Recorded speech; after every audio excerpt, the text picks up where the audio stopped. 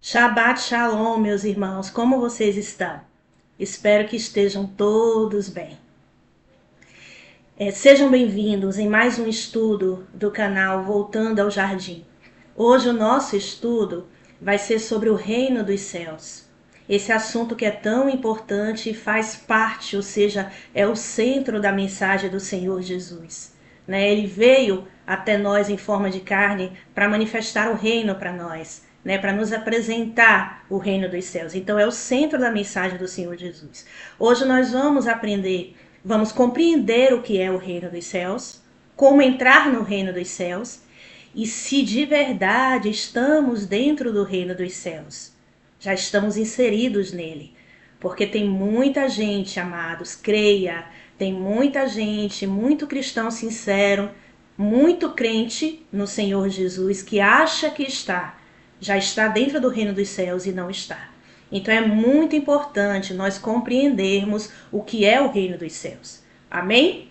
Antes de mais nada, como eu sempre faço, eu quero pedir que vocês, caso gostem deste vídeo, se inscrevam no meu canal, tá? Ativem o sininho para estar recebendo notificação de vídeos novos, certo? Se quiser, deixe seus comentários e não esqueçam de dar o seu joinha, o seu gostei lá, porque isso ajuda na divulgação do vídeo, tá? E compartilhe para o maior número de pessoas.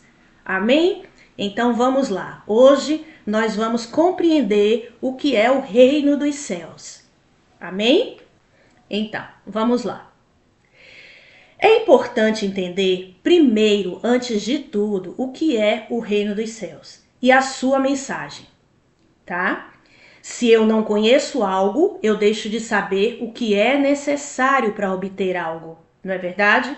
Eu deixo de saber o que é necessário fazer para alcançar aquele objetivo ao qual eu estou me propondo. Então, se eu desejo entrar no reino de Deus, tá? No reino dos céus, então é necessário que eu saiba, que eu conheça, que eu compreenda do que se trata, tá? Para que eu também conheça o que é necessário fazer para alcançar esse objetivo.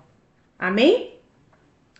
Então, qual é o objetivo? Entrarmos no reino dos céus. O Senhor Jesus veio para isso, ele é o representante desse reino, certo? Então, tem muitos cristãos, aqui são as minhas anotações, tá, amados? Tem muitos cristãos que hoje ainda não entraram no reino dos céus, como eu falei, não entraram de fato. E isto por não compreenderem a mensagem do reino, por falta de conhecimento. Eles afirmam que estão no reino, mas na verdade não estão, ainda estão no mundo. Sabemos que o reino dos céus, ele é tomado por esforço, tá? E aí eu quero dar uma pausa aqui para falar que nós aprendemos, que o reino de Deus, o próprio Senhor Jesus disse, que o reino de Deus, até o dia que ele veio, era tomado por esforço. E na violência se apoderavam dele. Mas a partir do momento que ele veio manifestar esse reino, o próprio rei veio manifestar esse reino, agora já não é mais com violência que se entra no reino de Deus. Não é mais tomando a força. É pela porta. E a porta é Jesus. Vocês veem que João Batista, ele veio antes de Jesus, já com a mensagem do reino, chamando o povo ao arrependimento. Se arrependa das suas más obras, para poder entrar no reino de Deus. É chegado o reino dos céus. Ele estava preparando o caminho para o Senhor Jesus chegar. Quando Jesus chegou, que é o rei desse reino, o representante desse reino, ele já falou, o reino de Deus lhe é chegado, porque ele estava ali. Então, o que ele quis dizer nesse versículo? Que até antes dele chegar, desde sempre, até antes dele chegar, o reino dos céus era tomado na força, na violência, era tomado, tá? As pessoas entravam de qualquer jeito. Mas a partir do momento que ele veio, o Filho de Deus se manifestou em carne no nosso meio, o rei desse reino, ele está dizendo, agora não é assim. Agora vocês só entram pela porta. E a porta sou eu. A porta é Jesus. Tá certo? Só que entrar pela porta, que é o Senhor Jesus, requer um esforço meu e seu para entrar, para alcançar o reino dos céus. Porque, como ele diz em Mateus 7, a porta é apertada e é estreita. e somente poucos passarão por ela, aqueles que querem realmente, aqueles que se esforçam para alcançar.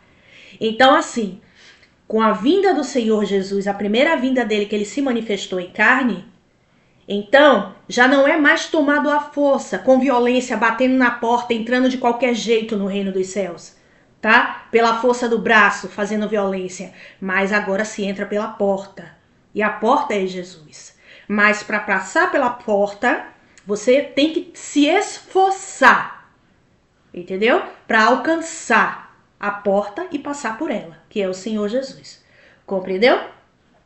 Então, sabemos que o reino dos céus ele é tomado hoje por esforço. Você tem que se esforçar para alcançar o reino de Deus.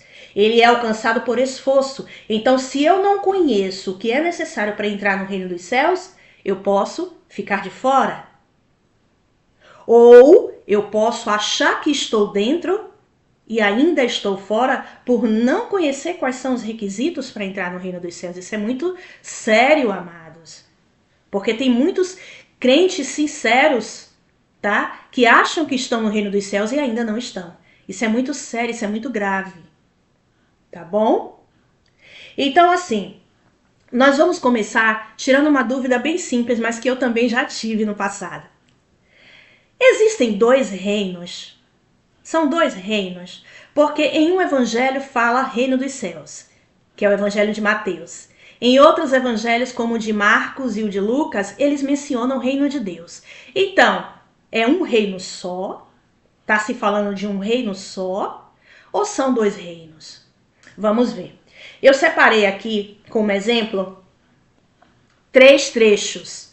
Um no evangelho de Mateus, o outro no evangelho de Marcos e o outro no evangelho de Lucas, onde Jesus está falando a mesma coisa, só que em evangelhos diferentes. Nós vamos ver isso agora. Já estou com a Bíblia aberta aqui. A primeira passagem está em Mateus 19, no versículo 14. É aquela passagem onde Jesus abençoa os meninos, as crianças, né? Então, no versículo 13 diz assim, Mateus 19, versículo 13. Trouxeram-lhe então algumas crianças para que lhes impusesse as mãos e orasse por elas. Mas os discípulos os repreendiam. Versículo 14. Jesus, porém, disse, deixai as crianças e não as impeçais de vir a mim, pois das tais é o reino dos céus. Isso é o que está em Mateus, certo? Agora nós vamos lá para Marcos 10, 14. Já está tudo marcadinho aqui. Marcos 10, 14. A mesma passagem onde Jesus abençoa as crianças, tá? Marcos 10, 14. Diz assim, Jesus, porém, vendo isso, indignou-se e disse-lhes, deixai vir a mim as criancinhas, e não as impeçais, pois delas é o reino de Deus. Veja que no Evangelho de Marcos já não está mais reino dos céus, está reino de Deus. Agora nós vamos lá para Lucas, a mesma passagem em Lucas. Lucas 18, no versículo 16. Nós vamos à mesma passagem. Jesus, porém, chamando-as para si, quem? As criancinhas, disse, deixai vir a mim os pequeninos, e não os impeçais, pois dos tais é o reino de Deus. Observe que tanto Lucas quanto Marcos fala sobre reino de Deus. Já Mateus menciona reino dos céus. Por que isso acontece? Durante algum tempo eu fiquei confusa. Logo lá no início da minha caminhada cristã, eu fiquei confusa e eu achava que eram dois reinos. Mas na verdade não é, amados. É um reino só. Acontece que Mateus, a pregação do evangelho de Mateus, era mais destinada aos eruditos. Tá? Era mais destinada aos cultos, aqueles homens sábios, tá? Que estudavam a Torá, os fariseus, ok? Na época de Mateus, existia 2 escolas que ensinavam sobre a Torá. A escola de Hillel, que era a Bet Hillel, e a escola de Shammai, a Bet Shammai. Tanto Shammai quanto Hillel eram sábios, homens sábios, rabinos e estudiosos da Torá, que tinham essas escolas e ensinavam, né, aos judeus, tá, os judeus ortodoxos, a Torá, ok? Só que a escola de Hillel, a Bet Hillel, ela era mais branda, ela não era tão exigente, tá? Já a escola Bet Shammai, do Rabino Shammai, ela era mais exigente, era mais conservadora, sabe? Aquele judeu ortodoxo, legalista, que não deixa passar nada, é extremamente exigente. E eles tinham uma lei entre eles, né? Eles instituíram isso, que não se podia falar o nome de Deus em vão.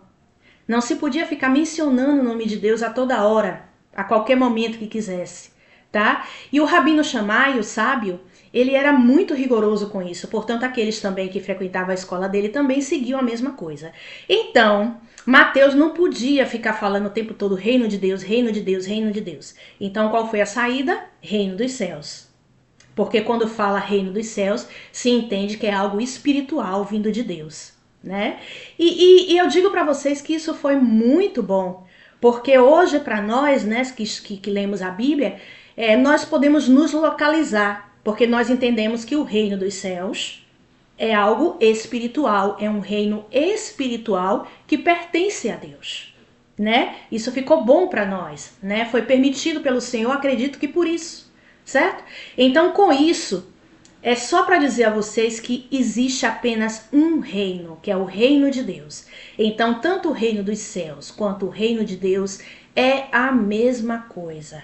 Apenas Mateus utilizou essa nomenclatura reino dos céus. E olha que o evangelho de Mateus é onde tem o maior número de palavras. Toda hora ele fala reino dos céus, reino dos céus, reino dos céus. Ele não fala reino de Deus. Justamente porque para esses judeus ortodoxos não se falava o nome de Deus em vão. Amém? Então, o reino dos céus e o reino de Deus é a mesma coisa, são sinônimos. Então, em todos os evangelhos está falando-se de apenas um reino espiritual, que é o reino de Deus. Amém? São palavras sinônimas, tá? Ele é um reino espiritual que no final dos tempos virá e se fundirá com a terra, estabelecendo assim o reino de Deus de forma definitiva aqui na terra. Porque é aqui que a gente vai reinar, aqui na terra, a partir de Jerusalém, tá? Então, qual a missão de Jesus? Jesus, amados, ele veio aqui para uma missão, e a missão dele é se revelar para nós como o rei deste reino e nos ensinar como devemos fazer para entrar nesse reino. Amém? E nós vamos ver isso em Lucas 4, versículo 43. Já estamos em Lucas, né? Então vamos voltar um pouquinho. Lucas 4, versículo 43. Hoje a gente vai ler bastante Bíblia, tá, amadas? Lucas 4, no versículo 43. Aqui fala da cura da sogra de Pedro. Só que nesse versículo 43, ele diz assim: Ele, porém, lhes disse, Jesus disse aos discípulos, também é necessário que eu anuncie a outras cidades o evangelho do reino de Deus. É necessário que eu anuncie também em outras cidades o evangelho do reino de Deus, porque foi para isso que eu fui enviado. Lucas 4, 43. Então, para que Jesus foi enviado? Se fez carne no nosso meio? Apenas para nos salvar? Não. Ele trouxe sobre os ombros, diz o livro de Isaías, um governo, que é o governo do reino de Deus. E ele é o próprio rei desse reino. Então ele veio nos anunciar que já era chegado o reino, né? E que nós não precisaríamos esperar um reino futuro apenas. Ele já estava ali no meio de nós, ele já se fazia presente, e se você o reconhecesse, você estaria a caminho do reino, ele te levaria para entrar nesse reino, né? Como era que Jesus dizia, o reino dos céus lhe é chegado. Não é isso, amados? Então, Jesus disse, é necessário que eu proclame a outras cidades o reino de Deus, pois para isso foi que eu fui enviado. Então nós concluímos que Jesus ele foi enviado para proclamar o reino de Deus, como eu acabei de dizer, na terra. O centro da mensagem de Jesus é o reino de Deus. Ele veio não só manifestar o reino de Deus aqui na terra, mas nos ensinar tudo a respeito do seu reino, as suas leis, os seus estatutos, os seus mandamentos e como fazer esse caminho de volta para o reino de Deus. Sim, caminho de volta, amadas, porque uma vez nós já estivemos nesse reino. lá no início, em Gênesis, no início da criação de todas as coisas, era o reino de Deus. Era o reino dos céus. Esse reino dos céus estava fundido com a terra. O jardim do Éden estava no meio do reino de Deus, tá? Então nós já estivemos lá. Fomos expulsos de lá por conta do pecado e agora precisamos fazer o caminho de volta para este reino. Certo? Uma vez nós estivemos lá, saímos por causa do pecado e necessitamos retornar para lá. O Novo Testamento, ele traz o reino dos céus numa realidade presente, porque o reino, Jesus veio e o reino veio com ele, o governo veio com ele, né? Porque o rei deste reino estava ali presente em carne, manifesto, o Emanuel, né? Deus conosco, ele estava ali presente no meio do seu povo. Então, você percebe que ao mesmo tempo que o reino dos céus ele é uma realidade presente, ele também é uma realidade futura, porque ele está falando de algo que virá de maneira literal quando o Senhor Jesus vier, né, para buscar a tua noiva e estabelecer o teu reino aqui na terra, que é o reinado do Messias no milênio. Então ele é algo presente e ele é algo futuro, né? São duas realidades, trazendo para nós uma esperança de que ainda há de vir. Então, quando eu reconheço Jesus, né, e o sigo, ele me leva de volta para dentro desse reino.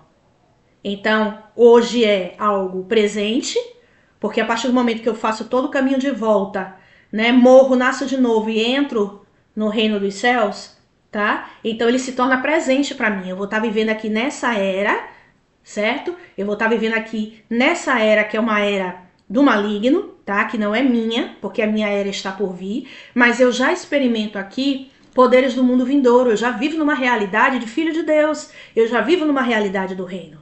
Então é uma realidade que se torna presente, mas que também indica para uma realidade futura, que é quando o Senhor Jesus ele vai vir para estabelecer o seu reino de fato aqui na terra. E eu vou estar reinando com ele, porque Cristo e a igreja vão reinar no milênio. Estão compreendendo? Então o reino me indica algo presente e me indica algo futuro que está por vir. Tá certo? Em Lucas 17, 20, vocês observam que Jesus ele já está ali, né? Já está pregando, já está ensinando. E aí os fariseus chegam para ele e falam assim, quando viria o reino, né? Quando é que vai vir o reino? E aí Jesus diz para eles assim, em Lucas 17, né? Se eles estão esperando um reino com aparência exterior, visível a olho nu, o reino de Deus ele não tem aparência visível, não é algo que está fora, é algo que está dentro. Você vê que Jesus fala, ele diz, o reino de Deus, ele não vem com aparência exterior. Logicamente, se ele não vem com aparência exterior, é porque a aparência dele é interna. E aí ele diz, eis que o reino de Deus está dentro de vós. E eu que estou aqui diante de vocês, sou o rei desse reino, eu sou o representante desse reino. Então é só vocês me reconhecerem como filho de Deus, deixarem eu entrar, eu entrarei e cearei contigo, né? O que está escrito em Apocalipse. Eis que eu estou à porta e bato, se você deixar eu entrar, eu vou entrar e eu vou cear contigo. Então, a partir do momento que você reconhece aquele rei que está na tua frente como filho de Deus, Senhor e Salvador, então ele entra e agora todos os dias você vai cear com ele. Então, é um reino interno, é um reino que está dentro de nós, mas precisamos receber Jesus primeiro, para que ele entre, né? E agora a gente começa a ceiar com ele todos os dias, e é uma transformação que é de dentro para fora. Então, é isso que ele estava dizendo para aqueles fariseus que perguntaram, quando virá o reino? Então Jesus disse, o reino de Deus ele não vem com aparência exterior. Então, logicamente, a aparência dele é interna. Por quê? Porque o reino de Deus está dentro de vós. Então você tem que se voltar para dentro. Para eu buscar o reino de Deus, eu tenho que buscar dentro e não fora.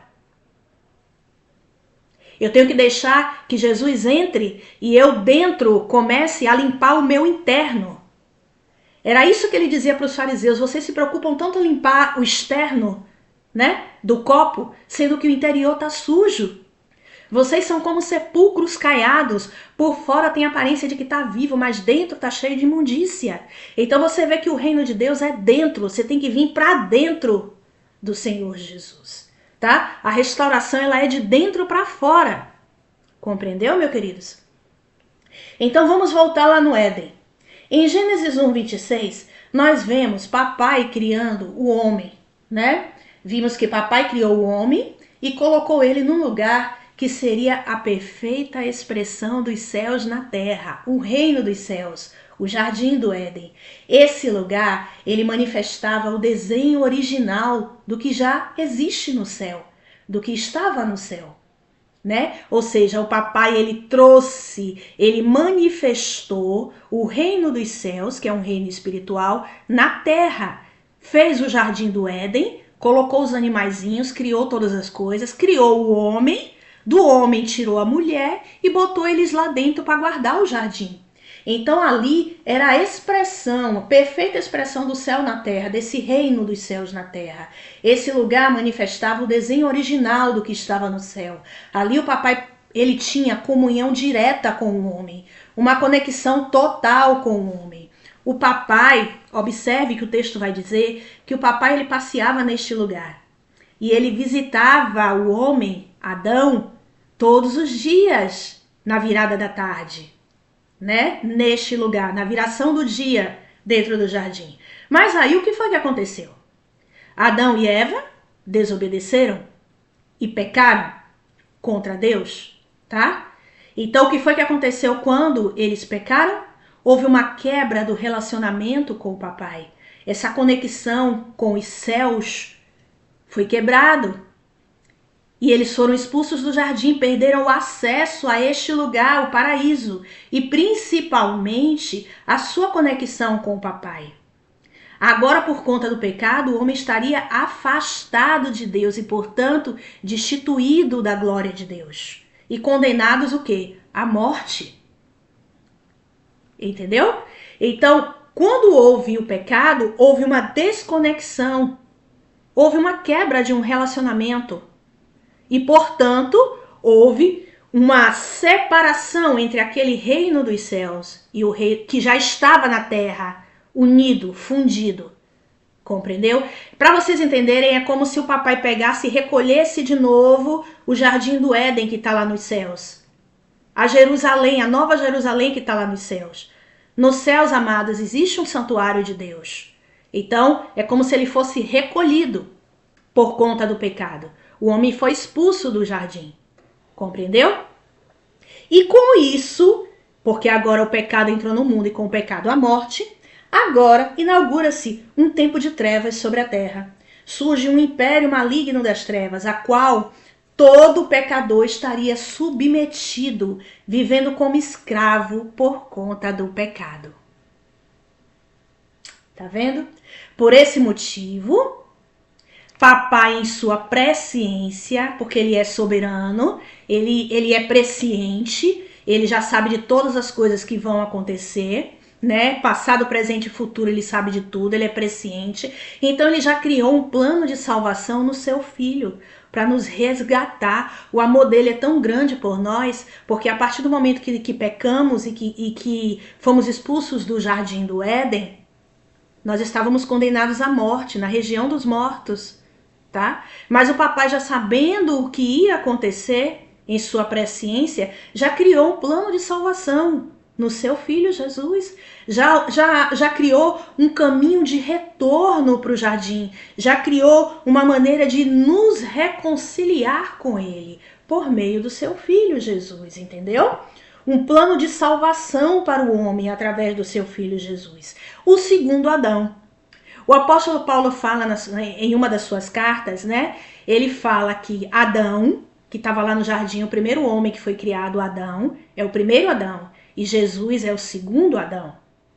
Tá? Então, somente quando reconhecemos Jesus como Senhor e Salvador e seguimos ele, tá certo? É que começamos a fazer o caminho de volta para o jardim. Então, o jardim nada mais é do que o reino dos céus, queridos. Entendeu? O reino dos céus, o reino de Deus, que é a mesma coisa, é uma realidade presente no nosso meio através de Jesus. Ele venceu na cruz do Calvário e ele tomou o reino de volta, né? Quando ele veio e ele cumpriu o propósito dele, foi para a cruz, ali na cruz do Calvário, tá? Ele tomou o reino das mãos de Satanás. Por quê? Porque quando o homem pecou, veja bem, eu já falei sobre isso em outros vídeos. O papai, ele pegou o governo e o domínio e deu na mão do homem. Ele criou todas as coisas, depois criou o homem e a mulher, colocou dentro do jardim e deu a ele o governo e o domínio do reino de Deus aqui nessa terra. Tá certo? Quando ele pecou, ele entregou tudo para Satanás.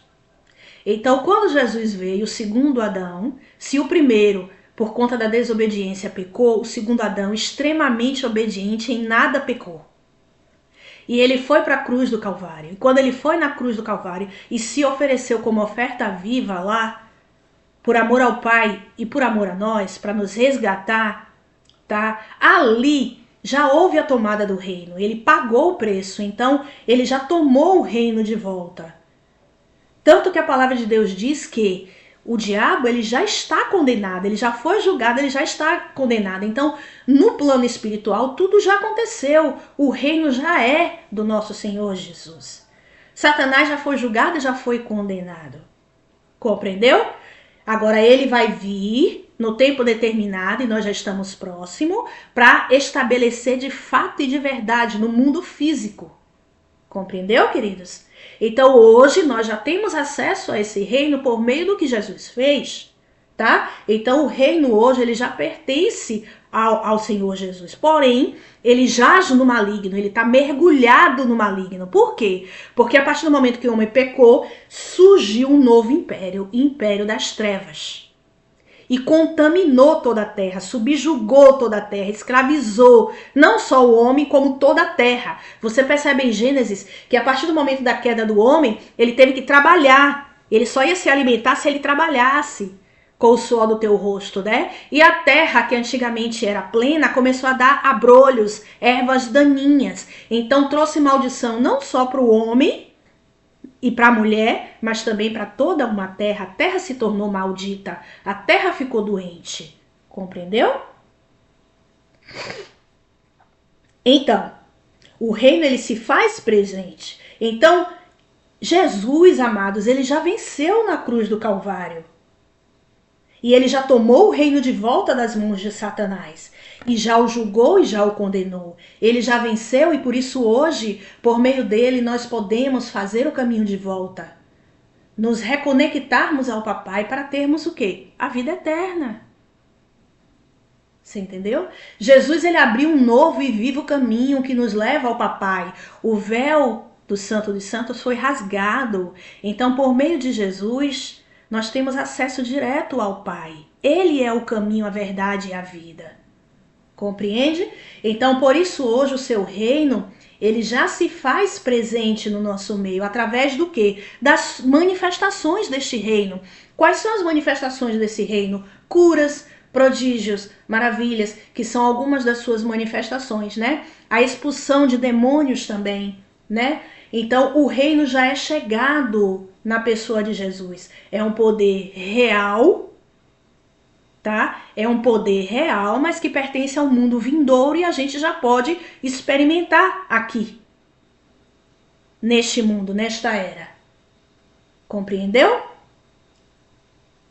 Então, o que eu quero observar aqui agora, e eu espero que tenha ficado claro essa parte, é que quando nós entramos no reino, nós pertencemos ao Senhor Jesus, não tem como ser de outra forma, queridos, tá? É o que nós vamos ver lá em 2 Coríntios 5,14. Porque se nós dizemos que somos de Cristo, então nós temos que andar como Ele andou, viver como Ele viveu. Não tem outra forma. Não tem outra forma. Compreendeu? Então, muitas vezes a pessoa diz que é de Cristo, mas ela não vive como Cristo, ela não anda como o Senhor andou, tá? E a gente vai ver aqui que existe um requisito, tá? Vamos lá para 2 Coríntios 5,14. 2 Coríntios 5,14. Isso é muito importante, porque assim, se você entendeu a mensagem da cruz e entendeu que para entrar no reino de Deus, ou o reino dos céus, que é a mesma coisa, você precisa passar pela cruz, tá? Então, como dizer que é de Cristo e continuar vivendo do mesmo jeito, cometendo os pecados e vivendo de acordo com o mundo? Não há como, queridos, não há como, entendeu? E é interessante porque está bem claro aqui no livro de 2 Coríntios, tá? 2 Coríntios 5,14, certo? Tá bem claro aqui a condição, tá? E às vezes as pessoas ficam questionando, então quer dizer que para eu entrar no reino dos céus eu preciso morrer para este mundo? Sim, sim. Jesus se entregou como oferta viva na cruz para nos resgatar. Pelo sangue do Senhor Jesus nós somos resgatados, entendeu? Então olha só o que está escrito aqui em em 2 Coríntios 5,14, tá? Pois o amor de Cristo nos constrange, julgando nós isto: se um morreu por todos, logo todos morreram. E ele morreu por todos, para os que vivem, já não vivam mais para si mesmo, mas para aquele que por eles morreu e ressurgiu. Então, como eu posso dizer que eu sou de Cristo se eu ainda tenho as minhas vontades, os meus desejos? Porque aqui está me dizendo, ele morreu por todos, versículo 15, para que os que vivem não vivam mais para si mesmo, mas para aquele que por eles morreu e ressurgiu. Assim que daqui por diante, a ninguém conhecemos mais segundo a carne, porque nos tornamos um espírito com ele, certo? Ainda que tenhamos conhecido a Cristo já segundo a carne, contudo agora já não conhecemos mais segundo a carne, mas segundo o Espírito, porque nos tornamos um com ele. Portanto, versículo 17, se alguém está em Cristo, nova criatura é. As coisas velhas já passaram, tudo se fez novo. E tudo isso provém de Deus, que nos reconciliou consigo mesmo por Jesus Cristo e nos deu o ministério da reconciliação. Isto é, Deus estava em Cristo reconciliando consigo o mundo, não imputando aos homens os seus pecados, e nos confiou a mensagem da reconciliação. De sorte que somos embaixadores agora da parte de Cristo, como se Deus por nós rogasse. Então nós rogamos da parte de Cristo que vos reconcilie com Deus. Essa é a versão, que eu tenho aqui na Bíblia Thompson, na Almeida, na edição contemporânea. Mas eu estava pesquisando aqui nos originais em aramaico. Olha como está, amados, nos originais em aramaico. É bem interessante essa versão. 2 Coríntios 5,14. 2 Coríntios 5,14. Aqui. Porque o amor do Machia, e o Machia é o Senhor Jesus, nos leva a meditar sobre isto. Olha que interessante. Se um morreu no lugar de todo homem, então todo homem já está morto nele. Olha só, no original em aramaico, que interessante. É a Bíblia Peshitta, queridos. E ele morreu no lugar de todo homem, para que aqueles que vivam já não vivam mais para si mesmo, para suas vontades, mas para aquele que morreu e ressuscitou por eles. E de agora em diante, não conhecemos mais um homem somente na carne. E se conhecemos na carne o Machia, agora não conhecemos mais assim. A partir do momento que nós morremos com ele e permanecermos mortos para este mundo, tá? Nós agora o conhecemos em realidade e em verdade, em espírito, não mais em carne, tá? Versículo 17, na Peshitta, tá? Todo aquele que é do Machia, ou seja, é de Jesus, portanto, é uma nova criatura. As coisas velhas se passaram e tudo se tornou novo a partir de Deus. Ou seja, ele foi gerado de novo em Deus, que nos reconciliou consigo mesmo pelo Machia, pelo seu Filho, e nos deu também essa mensagem da reconciliação. Entendeu? Porque Elohim, que é Deus, ele estava no Mashiach, que é Jesus, aquele que reconciliou o mundo com a sua majestade e não contou os pecados dele e colocou em nós as palavras da reconciliação, a mensagem do reino de Deus. Portanto, somos agora mensageiros em nome do Mashiach, em nome de Jesus. E é como se Deus, Elohim, estivesse rogando pelas nossas mãos em nome do Mashiach. Por isso é que nós rogamos a todos, reconciliem-se com Deus, reconciliem-se com Elohim, porque aquele que não conheceu o pecado e se fez oferta pelo pecado, que é o Senhor Jesus, por causa de vocês, para que por ele nos tornássemos justos em Deus. Gente, a versão em aramaico é muito forte. É muito forte. Compreendeu? Então, assim, amados, como dizer que eu sou de Cristo, que eu já estou no reino dos céus, se eu ainda tenho as minhas vontades? Se eu ainda fico querendo fazer as minhas vontades, tá? Se eu ainda ando de acordo com as coisas do mundo. Você entendeu? Se ainda eu quero fazer as coisas que todo mundo faz, não há como. Se você entendeu a mensagem do reino de Deus, se você entendeu a obra da cruz e o que o Senhor Jesus veio fazer, e se você tomou a decisão de segui-lo, você precisa morrer com ele. E entender que a partir de agora você vive para ele. Tudo é por ele, por meio dele, para ele são todas as coisas. A própria Bíblia diz que não há amizade entre o mundo e Deus. Aquele que se torna amigo do mundo torna-se inimigo de Deus, amados. Compreendeu? Então aqui é bem claro, se nós entendemos que ele morreu por nós e nós decidimos morrer com ele, então permaneça morto em Cristo. Então acabou, você não faz mais a sua vontade, você faz a vontade dele. Você vive para agradar a ele. Você agora pertence a ele. Ele é o seu Senhor. E você agora é mensageiro do reino de Deus nesta terra. Entendeu, amados? Então, por ele, nós nos tornamos justos por meio de Jesus. Tá? Em Romanos 5 também está explícito lá, bem claro o que o apóstolo quis dizer a respeito disso daí. Hoje se prega um falso evangelho, uma falsa graça, sabe? Um falso arrependimento. Você entendeu? E as pessoas têm muita, principalmente o sistema evangélico, pregando uma graça que não existe. A graça do Senhor, ela está sobre aqueles que o seguem e que cumpriram toda a justiça. A gente vai ver isso agora em Romanos 5, tá? Romanos 5, 16, 21. Olha o que está escrito aqui, queridos. O presente não é como a ofensa de um só que pecou. O dom não é como a ofensa de um só que pecou.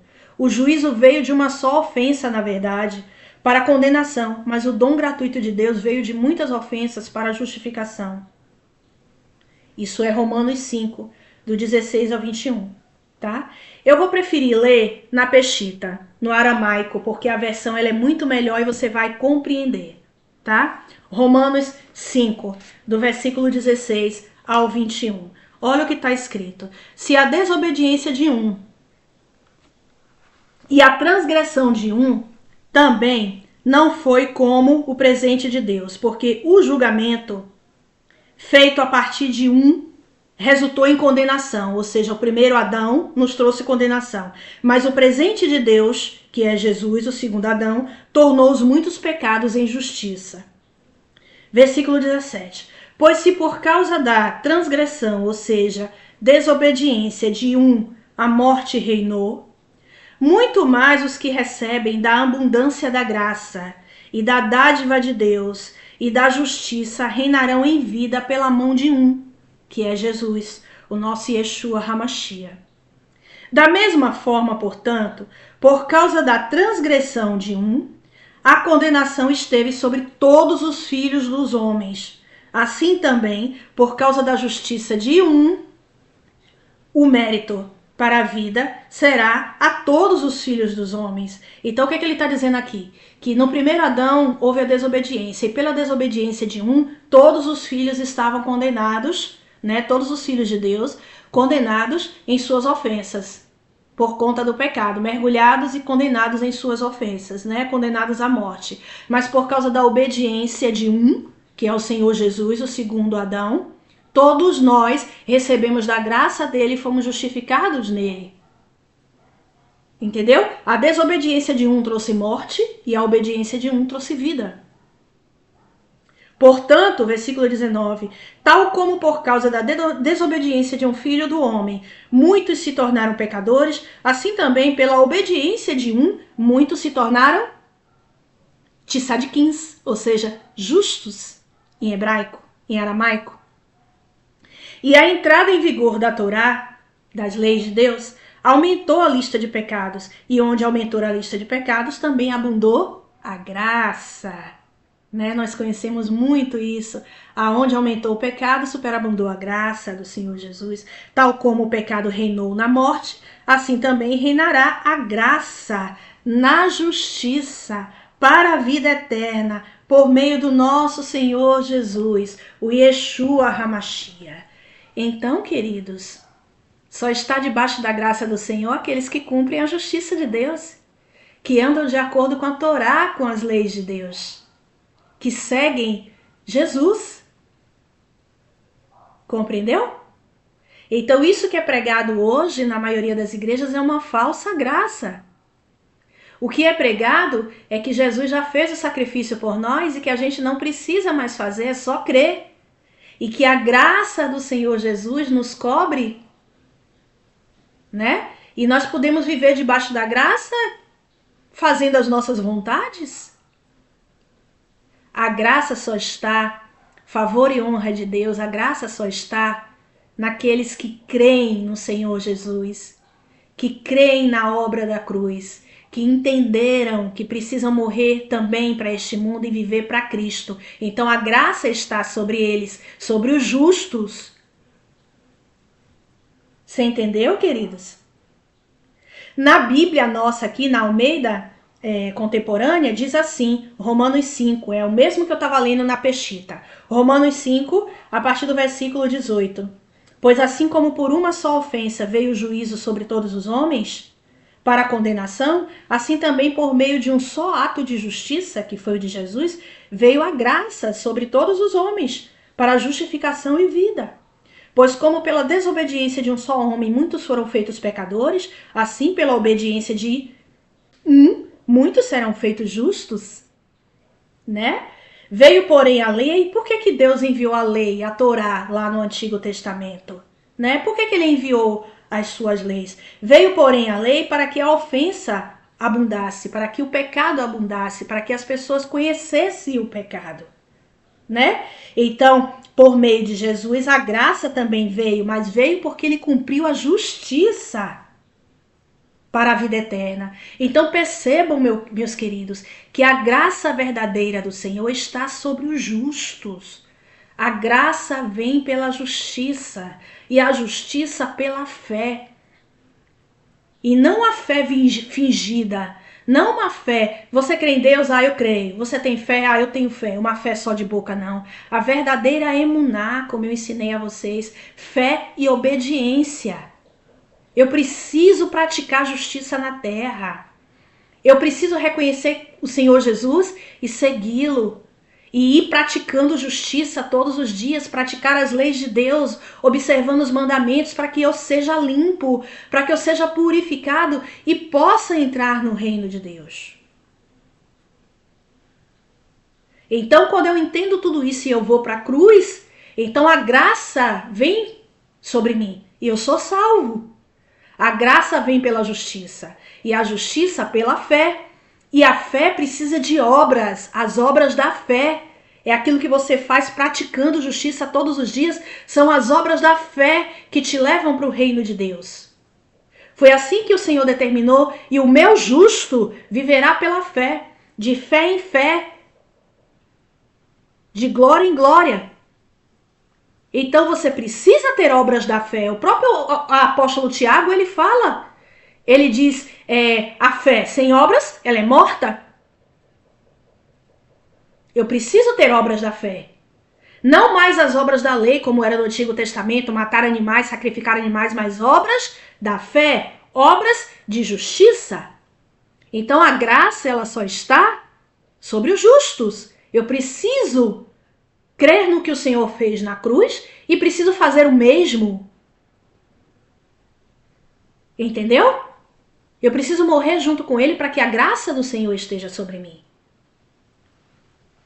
Só nos tornamos justos por meio de Jesus, e é aí que a graça vem e nós somos salvos. Então a graça vem pelo cumprimento da justiça, né? Por meio da verdadeira fé, que é a emuná, como eu já falei, né? Então se agora eu morri com Jesus, eu não vivo mais para mim, mas para ele. Agora a minha vida é Jesus, é fazer a vontade dele. É importante isto, porque só poderemos entrar no reino se passarmos pela cruz, querido. Né? Morremos com ele na cruz, precisamos morrer com ele na cruz. Só a partir do momento que eu nego a mim mesmo, tomo a minha cruz e sigo Jesus, como está lá em Mateus 16, tá? É que eu, no final, no último dia do meu processo, eu vou morrer para Cristo, porque a cruz que eu estou carregando é para que eu seja crucificada com ele. Entendeu? Ó, Mateus 16. Quem quiser vir após mim, quem quiser, veja bem, não é obrigado. Quem quiser vir após mim tem uma condição. Negue-se a si mesmo, ou seja, renuncie a tudo, inclusive a você mesmo. Tome a sua cruz e me siga. Essa cruz que você está tomando é porque você vai ser crucificado nela, assim como Jesus foi crucificado. Jesus foi crucificado na cruz com a igreja. Então eu também preciso morrer com Cristo. Tá certo? E depois que tudo isso acontece, ele me ressuscita. É o novo nascimento, ele me ressuscita como filho de Deus e eu entro no reino de Deus. Então não tem como eu entrar no reino dos céus, no reino de Deus, sem passar pela cruz, querido. Eu preciso entender isso.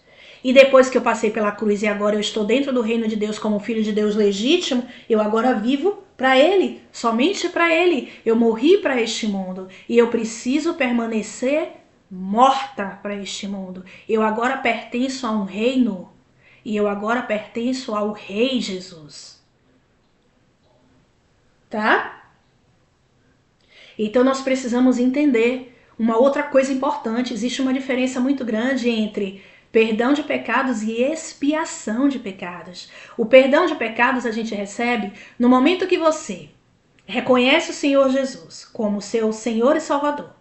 O aceita, né? O recebe, ok? E você reconhece os seus erros, os seus pecados, se arrepende dos seus maus caminhos e de verdade se converte ao Senhor Jesus, você tem os seus pecados perdoados.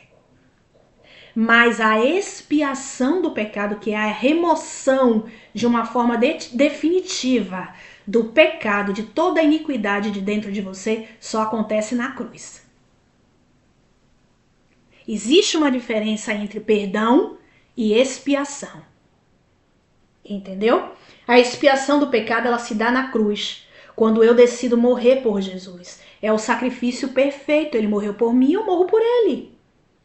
Então o pecado ele é removido de dentro de mim de uma vez por todas e eu sou gerado novamente em Cristo. Ele me torna um filho de Deus. Eu sou gerado novamente em Deus, eu sou uma nova criatura.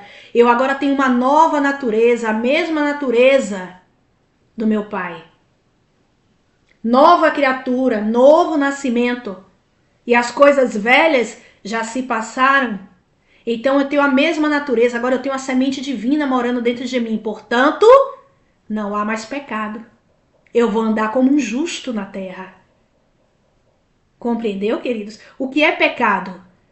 Pecado na Bíblia é você transgredir a lei de Deus. É você transgredir a Torá. Então, se agora eu sigo a Torá e procuro cumprir a Torá todos os dias, tendo uma vida dedicada ao Senhor, se eu passei pelo processo, Jesus já me tornou filho de Deus, eu já nasci de novo, a semente do papai está em mim, eu não peco mais, queridos. Eu não ando mais no pecado porque eu já vivo observando as leis de Deus, eu já estou dentro do reino e a semente que está em mim é a semente de Deus.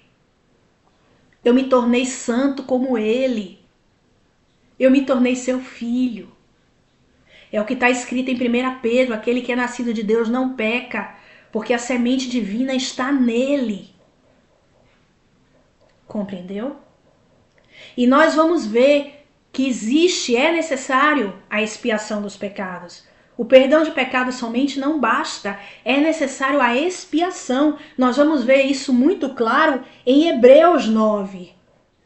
Vamos lá para Hebreus 9. Como eu falei para vocês, a gente vai passear hoje bastante na Bíblia. E é necessário que vocês entendam todas essas coisas. Porque tem muita gente, amados, que acha que já está dentro do reino de Deus. E não está. Está bem fora. E não tem a menor consciência disso.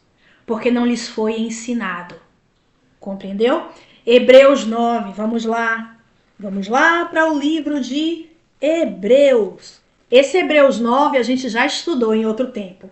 Fala da primeira aliança, a antiga aliança, né? Do tabernáculo terrestre, que era o templo. Nós sabemos que aquele templo que foi levantado para Deus em Jerusalém, na antiga aliança, era o templo que fazia a expiação dos pecados do homem, né? O templo ele era como um intermediador entre Deus e o homem. Aproximava o homem de Deus. Era ele.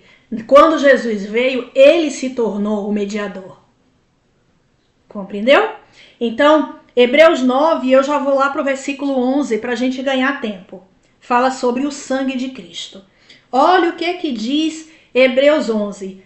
Nós vamos entender que a redenção de toda a humanidade de uma vez por todas veio pelo sangue do Mashiach, pelo sangue de Jesus. Romanos 9, a partir do versículo 11, só um momento.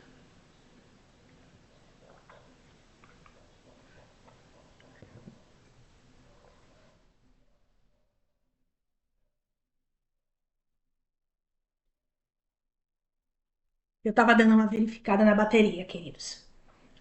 Então, Hebreus 9, a partir do versículo 11. Cristo, porém, tendo vindo como sumo sacerdote dos bens já realizados, por meio de um maior e mais perfeito tabernáculo, porque ele agora que é o templo, tá? Esse templo ele não é feito por mãos humanas, isto é, ele não é desta criação. Versículo 12. E não foi feito por meio de sangue de bodes e bezerros, mas pelo seu próprio sangue ele construiu esse tabernáculo. Observe, nós falamos em outro vídeo que lá em João 2, né, Jesus ele passa com os discípulos na frente do templo. E aí os discípulos começam a falar com ele da obra grandiosa que é o templo, né? E aí Jesus diz assim, eis que eu digo a vocês, né, que não ficará pedra sobre pedra. Eu destruirei este templo e daqui a 3 dias o levantarei novamente. E a Bíblia diz que ele estava falando do templo do seu corpo. Então, na antiga aliança, o templo em Jerusalém fazia mediação entre o povo e Deus, aproximava o povo de Deus através do sacrifício de bodes, de bezerros, de ovelhas. Aquele sangue que era derramado ali aproximava os homens de Deus. Mas era impossível remover o pecado de uma vez por todas. Era uma limpeza temporária, porque a cada ano o povo tinha que voltar lá para fazer a mesma coisa. Entendeu? Então nunca era uma redenção completa. Quando Jesus veio na nova aliança, ele se ofertou. Ele se ofereceu como oferta viva, derramou o próprio sangue, ele se entregou. Então o que foi que aconteceu? A primeira aliança se desfez e ele abriu um novo e vivo caminho. Ele é o caminho, tá? Através do seu sangue. Você entendeu? E aqueles que o recebem e decidem morrer na cruz também, fazem a expiação do pecado uma vez por todas e entra na vida eterna. O sangue de Jesus nos purifica de todo pecado. E sem derramamento de sangue não há expiação de pecados. Está escrito aqui. Então, o que Jesus fez, o sangue de Cristo, como está escrito aqui em Hebreus 9, foi algo muito maior do que aqueles sangues de bezerros derramados. E com isso ele levantou o templo na nova aliança. O templo na nova aliança é o Senhor Jesus. Não é um templo feito por mãos humanas. A casa do Senhor somos nós somos o templo de Deus. Por isso que nós temos que vir para dentro, nós temos que buscar o reino dentro, no nosso interior. Então, Hebreus 9, versículo 12, continuando a leitura. E não foi por meio de sangue de bodes e bezerros que o Senhor levantou esse segundo templo na nova aliança, mas pelo seu próprio sangue. Ele entrou no Santo dos Santos uma vez por todas, havendo com isso obtido uma eterna redenção, ou seja, nos redimido de uma vez por todas. Versículo 13. Se a expersão do sangue dos bodes e de touros e das cinzas de uma novilha santifica aqueles que estavam contaminados na antiga aliança, quanto à purificação da carne, quanto mais o sangue de Cristo, que pelo Espírito eterno se ofereceu a si mesmo, imaculado a Deus, purificará a nossa consciência das obras mortas para servirmos ao Deus vivo. Então, na antiga aliança, eles matavam os animais, depois eles pegavam aquele sangue e aspergiam sobre o altar para purificar, né? Então, se esse sangue na antiga aliança era a purificação, trazia a purificação da carne, né, do homem, imagine o sangue de Cristo, amados, nos purificaria de todo pecado e nos trará consciência das obras mortas que fazíamos antes dele. Tá? Versículo 15. Por isso, ele, por conta do que ele fez, o sacrifício perfeito, ele é o mediador de uma nova aliança. Versículo 15. Para que, intervindo a morte para a remissão dos pecados que havia sobre a primeira aliança, os chamados recebam a promessa de uma herança eterna. E nós precisamos entender, versículo 16, que onde há testamento é necessário que tenha a morte do testador. Porque um testamento só é confirmado quando se há morte. Ou, por acaso, o testamento ele vai ter valor se a pessoa tem vida? A gente sabe que não. Até hoje, no meio jurídico, quem tem muitos bens e resolve fazer um testamento, aquele testamento só passa a ter valor depois que a pessoa morre. Tá vendo quantas coisas pra gente entender?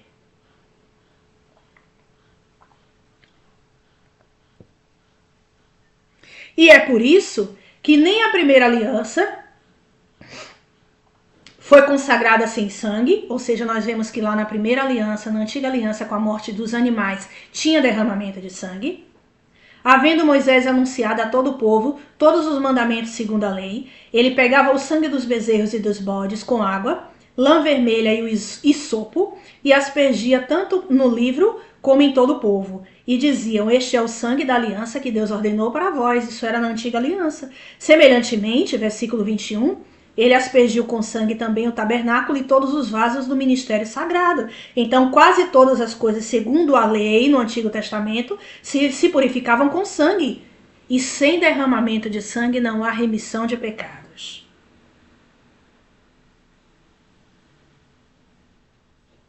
E era necessário, portanto, que as figuras das coisas que estão no céu se purificassem com tais sacrifícios, mas as próprias coisas celestiais com sacrifícios superiores a estes, pois Cristo, ele não entrou em santuário feito por mãos, figura do verdadeiro, mas no mesmo céu para comparecer agora por nós perante a face de Deus.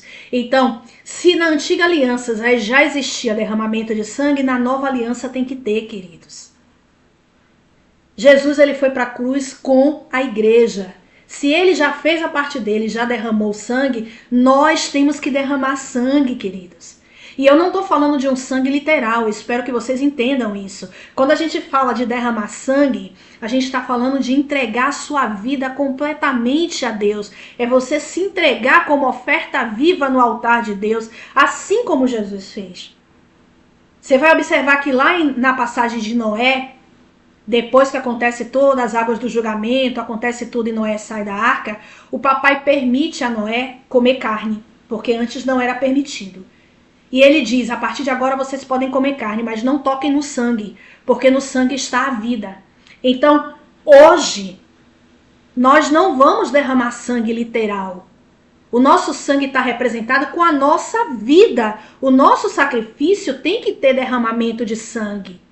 E o local de derramamento de sangue é na cruz. Então eu preciso ser crucificado com Cristo e morrer com Ele, para que nós nos tornemos um.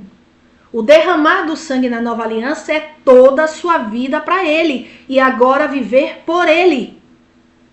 Esse é o sacrifício perfeito. E como eu disse a vocês em outro vídeo, Satanás sabe disso. E quando a gente faz o sacrifício perfeito, acabou o império dele nas nossas vidas. E nós nos tornamos uma ameaça para ele. Porque ele não pode impedir a gente de caminhar e avançar com o evangelho do reino de Deus. Compreendeu? Ele sabe a importância do sacrifício perfeito. Então existe, tá vendo que existe uma diferença entre você ter os seus pecados perdoados e ter os seus pecados expiados de uma vez por todas? Tá vendo que existe diferença? A expiação do pecado se dá na cruz do Calvário. Então quando eu decido morrer por Jesus, eu faço o sacrifício perfeito. Aqui em Hebreus 9 está falando que a redenção verdadeira vem pelo sangue de Cristo. Na antiga aliança, eu vou ler aqui as anotações. Era necessário o sacrifício de animais para expiação dos pecados, né? Na Torá. E a própria Torá revelava essas leis sacrificiais. O próprio papai foi quem criou essas leis e colocou no Antigo Testamento. Mas nós sabemos que o Antigo Testamento é sombra de coisas futuras, porque a realidade viria na nova aliança com Cristo, né? Pois o papai ele já estava nos revelando que sem derramamento de sangue não há remissão de pecados, não há sacrifício perfeito, né? Ele já estava na antiga aliança apontando para algo que ainda viria, que iria acontecer, né? Então, voltando lá para o Éden, em Gênesis, papai disse, né, depois da queda do homem e da mulher, em Gênesis 3, ele diz, né, que da semente da mulher, que a semente da mulher iria ferir a cabeça da serpente, e a serpente feriria o calcanhar. Estava se falando de alguém que viria da semente da mulher, que iria ferir, pisar a cabeça da serpente, mas a serpente iria ferir o seu calcanhar. Estava falando de Jesus. É verdade. Só que essa palavra que é usada lá, em algumas traduções fala a descendência da mulher, né? Mas quando a gente vai para o hebraico, a palavra que está ali é zera. E zera também é semente. Então nós vamos ver que em Gênesis 3, na queda, o papai falou que da semente da mulher viria um, que iria esmagar a cabeça da serpente, e essa serpente iria ferir a semente da mulher, que era Jesus, no calcanhar, tá? Só que Jesus, ele veio para inaugurar, para abrir o caminho, o único caminho que leva a Deus. Agora é com a igreja do Senhor. Você entendeu? É com a igreja do Senhor. Então você vê que desde quando o papai falou isso em Gênesis 3, depois da queda, né, que a semente da mulher ia ferir a cabeça da serpente e a serpente iria ferir o calcanhar, passou-se um tempo. Né? E aí o papai escolheu um povo, que foi o povo de Israel. E aí passou-se mais um tempo e ele trouxe a revelação da Torá, das leis de Deus, né? Os padrões que ele queria para que o homem vivesse dentro da realidade do reino, né? Então a Torá, que são as leis de Deus, contém os estatutos, os mandamentos, né, e suas leis, para que o homem possa viver no cumprimento das leis e, portanto, dentro do reino de Deus, certo? Depois passou-se mais um tempo, depois que ele revelou o seu povo e revelou a sua Torá, ele fez com que a Torá se manifestasse em carne. Então ele enviou o seu filho, que nada mais é do que a palavra viva de Deus, ou seja, a Torá viva de Deus se manifestou em carne no meio de nós, por meio de seu filho. Então agora já não era mais a Torá escrita, já era a Torá viva, andando no meio de nós para desfazer as obras do diabo. Então você percebe que a revelação do papai ela é progressiva, né? Ele vai revelando o seu plano. Então, quando vamos caminhando com ele, ele vai nos revelando todo o seu plano. Não tem nada solto, queridos, não tem nada perdido. Tudo está no controle de Deus e tem seu tempo determinado para acontecer. Então, para que o homem possa retornar para o reino de Deus, tá? Ele precisa fazer o caminho de volta para o jardim. Para que ele volte para o reino de Deus, para o Éden, né? Para aquele ambiente de plena comunhão com o papai, né? De conexão completa com o pai, de relacionamento com o papai, um ambiente de plena paz. Ele precisa fazer o caminho de volta para o jardim. Ele precisa fazer o que os judeus chamam de techuvá. O que é techuvá? É o retorno ao homem original, o retorno ao estado original, ao estado antes da queda do homem. Ele precisa fazer o caminho de volta para o jardim do Éden, tá? Então, como é que se dá a techuvá? Eu preciso me arrepender dos meus maus caminhos, das minhas obras más, reconhecer Jesus, me converter de verdade e segui-lo para ter a vida eterna, para me tornar filho de Deus legítimo, para entrar no reino de Deus. Fazer a techuvá, esse caminho de retorno ao Éden, significa se arrepender das suas obras más e passar a viver de acordo com a vontade de Deus. E a sua vontade está completamente expressa na Torá, nas suas leis, que na antiga aliança se manifestou de forma escrita, mas na nova aliança se manifestou em carne. O Senhor Jesus é a própria Torá viva, ele é a própria palavra. Os gregos dizem que ele é o Logos de Deus, a coleção das ideias de Deus. Então ele é a própria Torá viva no nosso meio. Ele veio para nos ensinar, para manifestar o reino e nos levar a um entendimento mais profundo das leis de Deus. Ampliar o nosso entendimento em busca do aperfeiçoamento dos santos. Então, essa coisa de dizer que, eu agora creio em Jesus, a graça está em mim e eu agora não preciso mais da lei. Isso é mentira de Satanás. Jesus não veio para acabar com a lei. Ele não veio anular a lei. Em Mateus 5 está explícito lá, Jesus diz, não penseis que eu vim anular a lei. Eu não vim anular a lei, eu vim para cumpri-la. Esse cumprir ali quer dizer eu vim para completar ela. Eu vim para trazer ela, para ensinar a vocês algo mais profundo. Eu vim para escrever elas dentro do coração de vocês. Consequentemente das suas mentes, né? Como eu falei para vocês que mente e coração na Bíblia é a mesma coisa. Então eu vim para quê? Para ensinar a vocês e levar vocês a um entendimento mais profundo, ampliar o seu entendimento em busca de que vocês sejam aperfeiçoados em sua santidade. Se tornem santos como eu e o meu papai. Compreendeu, queridos? Então esse negócio de dizer que hoje eu estou debaixo da graça, portanto a lei para mim não me interessa, nem a lei, nem os profetas, não! Tá errado! Isso é engano de Satanás. Jesus diz nesse mesmo capítulo em Mateus 5 que ele não veio para anular a lei, mas ele veio para completá-la. Ele veio para cumprir. Ele diz, não pense que eu vim anular a lei e os profetas, está lá em Mateus 5. Compreendeu? Veja que a antiga aliança, por meio da Torá escrita, ela apontava para o pecado. E ela era transitória, era impossível de redimir o homem. O homem tinha que estar todo ano fazendo sacrifício de animais, tá? Não era uma redenção completa, né? Ela trazia uma purificação temporária. Até que um novo sacrifício fosse feito, um sacrifício perfeito. Então veio Jesus, ofereceu-se a si mesmo como sacrifício perfeito e nos redimiu de uma vez por todas, derramou seu sangue para nos purificar de uma vez por todas.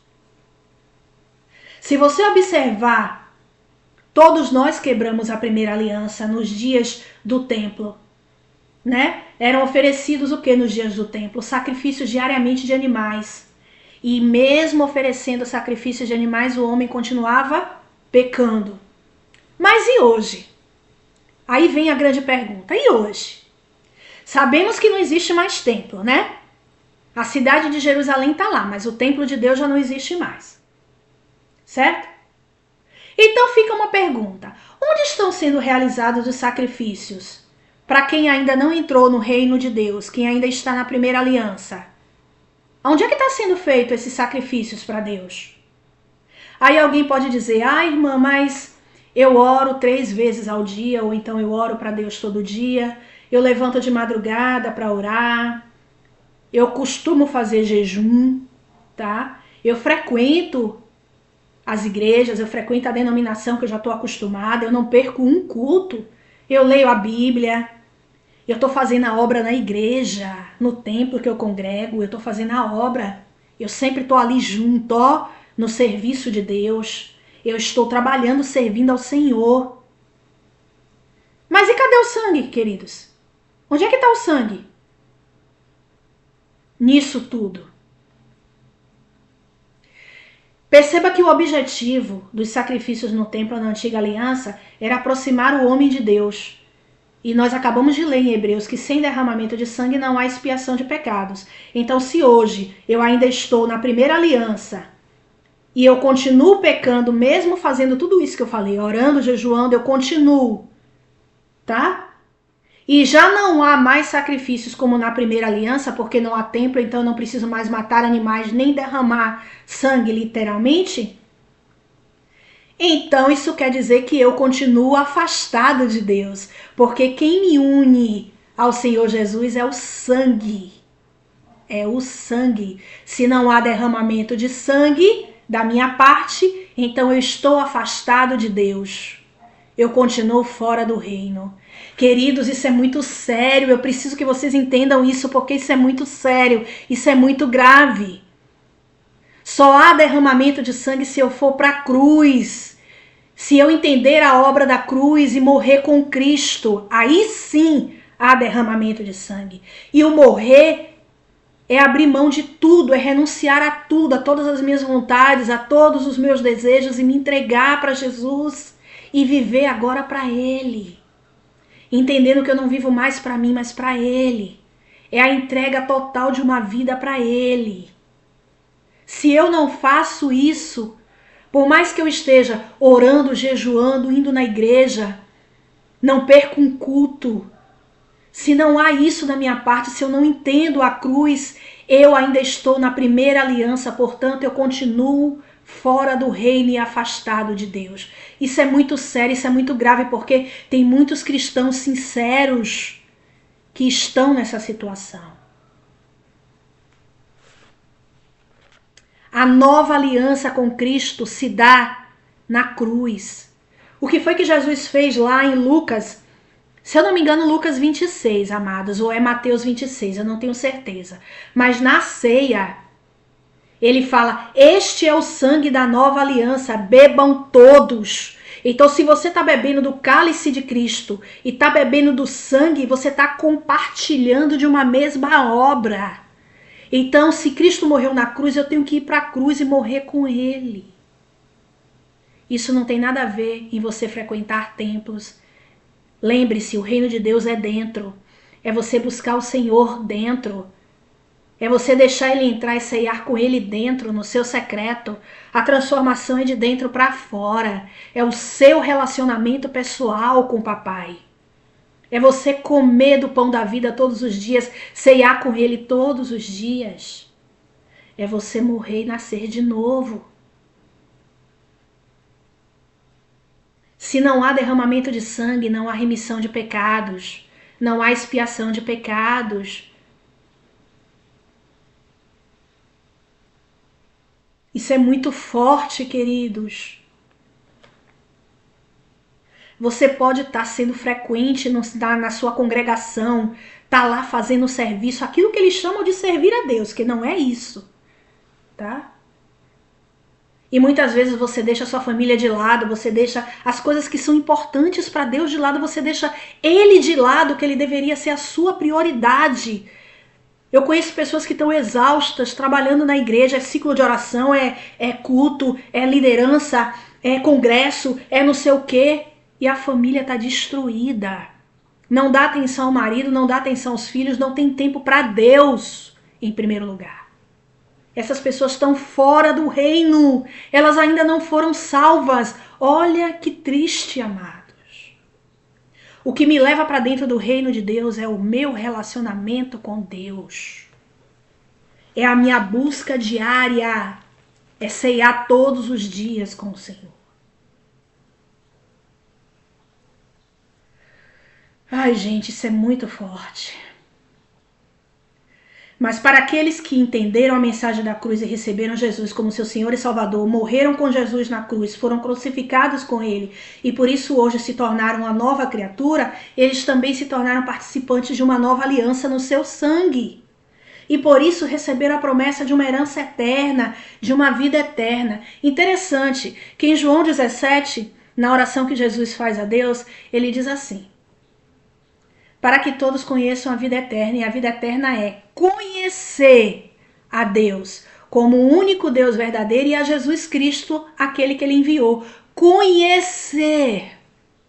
Para conhecer, eu preciso me relacionar com a pessoa. Como é que eu conheço uma pessoa hoje? Eu preciso estar com ela. Eu preciso todos os dias aprender sobre ela, conhecer. Eu preciso conhecer o Pai e o Filho. Essa é a vida eterna. Está lá em João 17. Eu não posso falar de quem eu não conheço. É por isso que em Mateus 7, Jesus diz assim, que vão ter aqueles que vão chegar para ele e vão dizer: mas Senhor, eu curei em teu nome. Senhor, eu fiz maravilhas, eu expulsei demônios. E Jesus vai dizer: afasta de mim. Eu não os conheço, eu não sei quem vocês são. Vocês praticam iniquidade até hoje.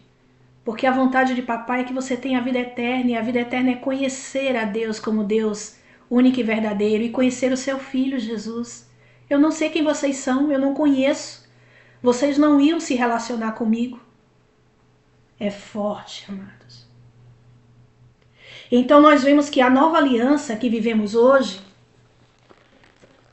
já estamos caminhando para o fim, tá, queridos? Aguenta firme. A nova aliança que nós estamos vivendo hoje, ela não aboliu a lei do Sinai, não, queridos. Aquela Torá que foi entregue ao povo na primeira aliança lá no Sinai não foi abolida, não. Ela foi dada lá e ela veio para ser completada por Jesus na nova aliança. Ele veio para completar a lei, para trazer um entendimento mais profundo, pois na Torá do Sinai era exigido sangue para remover o pecado. Então, na nossa nova aliança, também é exigido sangue para a remoção de pecados. Só que agora, um sangue em Jesus, na cruz. Então, onde é que está o sangue hoje? A nova aliança, ela veio aperfeiçoar a antiga aliança. Entendeu? Eu agora sou de Cristo e agora vivo para Ele. Foi isso que o apóstolo Paulo disse. Se já formos, eu estou crucificado com Cristo, agora já não sou eu mais. Cristo vive em mim.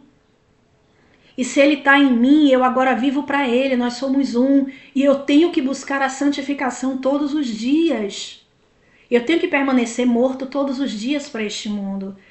Eu tenho que estar me alimentando do pão da vida todos os dias. Quem come da minha carne e bebe do meu sangue permanece em mim e eu nele. Entendeu, queridos? Todos os dias me alimentando dele, da Torá. E aí sim a graça está sobre mim. Porque eu cumpri toda a justiça pela cruz. Isso é muito forte, queridos. Aguenta firme, vai até o final, porque esse ensino é muito, muito, muito importante. Ainda que você não assista todo de uma vez, mas dá continuidade, vai até o final. Nós estamos compreendendo como é o reino dos céus. Isso é de suma importância para cada um que quer ser filho de Deus, tá? Em Efésios 2, 1, 5, a gente vai lá agora. Olha o que diz, Efésios 2, 1, 5. Ele nos vivificou, estando nós mortos nos nossos delitos e ofensas e pecados, nos quais nós andávamos antes outrora, segundo o curso deste mundo, segundo o príncipe do poder do ar. Quem é o príncipe da potestade do ar? Satanás.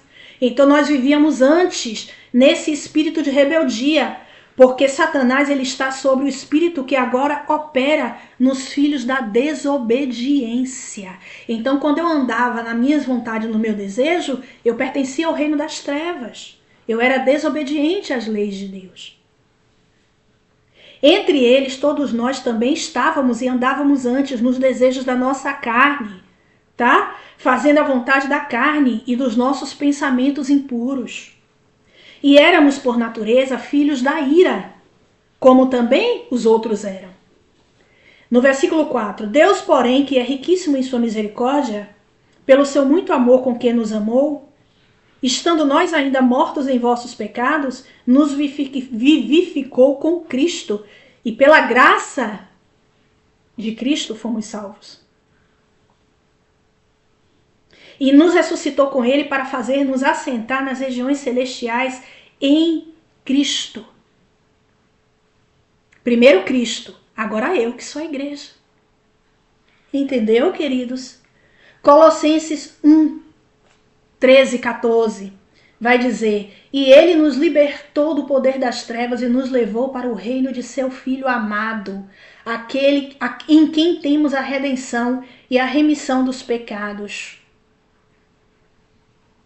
É Jesus que nos liberta. Em João 8 está escrito: se o Filho do Homem vos libertar, verdadeiramente sereis livres. Somente se o Filho do Homem vos libertar, é que serás verdadeiramente livre.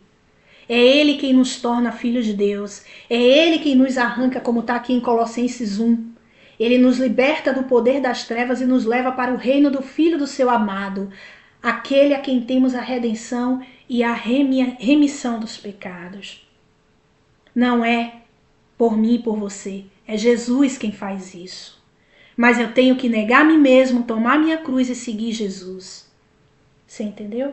Aí nós vamos lá, acontece algo bem interessante e eu quero falar para vocês aqui em Mateus 13. Mateus 13 é o quê? A parábola que todo mundo conhece, que é a parábola do semeador.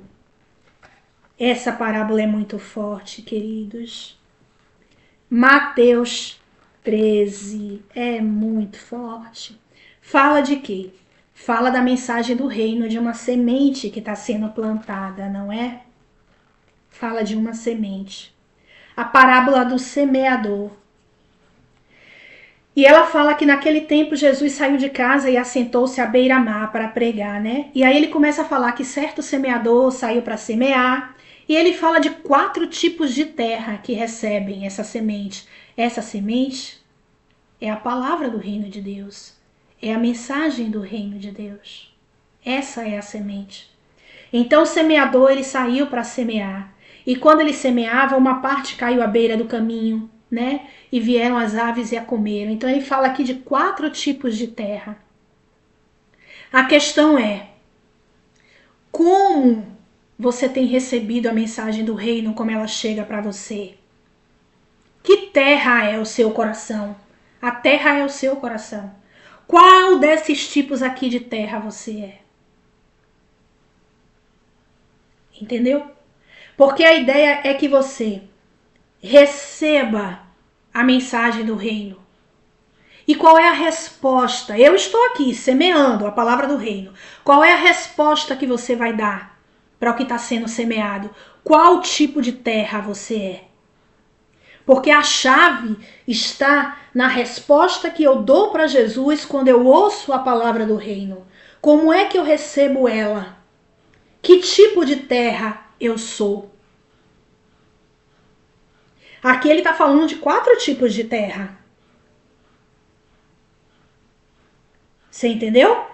Então assim, ele fala de uma terra que a semente foi semeada à beira do caminho, mas veio o inimigo e roubou, porque a pessoa não aceitou, né? Uma parte caiu entre pedregulhos, tá? Mas essa que caiu no terreno pedregoso, não havia terra bastante, logo nasceu, porque a terra não era funda, mas quando o sol saiu, queimou-se e secou-se, porque não tinha raiz. Uma outra parte, versículo 7, caiu entre espinhos, e os espinhos cresceram e sufocaram ela. Outra parte caiu em boa terra e deu fruto. E foi essa que a recebeu e acabou produzindo, era uma boa terra e produziu a 30, 60 e a 100 por um. Quem tem ouvidos, que ouça. Entendeu? E aí logo no versículo 19, Mateus 13, 19, Jesus explica: ouvindo alguém a palavra do reino e não entendendo, vem o maligno e arranca o que lhe foi semeado no coração. Esta é aquela que foi semeada à beira do caminho. O que foi semeado em terreno pedregoso é o que ouve a palavra e a recebe imediatamente com alegria, mas não tem raiz em si mesmo, antes é de pouca duração. Quando chega a angústia, a perseguição e a tribulação, por causa da palavra, essa pessoa abandona a palavra de Deus. Versículo 22, o que foi semeado entre espinhos é o que ouve a palavra, mas as preocupações deste mundo e a sedução das riquezas sufocam a palavra e ela fica infrutífera. Entretanto, o que foi semeado em uma boa terra é o que ouve a palavra e a compreende. Esse daí recebe a mensagem do reino, porque ele é uma boa terra, e ele dá fruto, e ele produz a 100, a 60 e a 30 por um. Que terra você é quando você recebe uma mensagem como essa? A mensagem do reino de Deus. Eu estou semeando. Que terra você é? Porque a chave é a resposta que eu dou para Jesus quando eu ouço a palavra do reino. Como é que eu recebo ela? Que tipo de terra eu sou? Porque se a mensagem do reino ela não produzir fruto em nós, se eu não mudar por conta do reino, se eu não renunciar às minhas vontades por causa de Jesus e do seu reino, do seu evangelho, eu não terei uma compreensão verdadeira do que é o reino de Deus. E por isso, os mistérios do reino não me serão revelados. Meus olhos não serão abertos. Olha o que ele diz aqui, na mesma parábola de Mateus 13, ele fala isso. Que é por isso que para alguns ele fala através de parábolas, porque eles vendo não veem, ouvindo não ouvem, nem compreendem. Por quê? Por que isso? Eu vou sair de Mateus e eu vou lá para Marcos.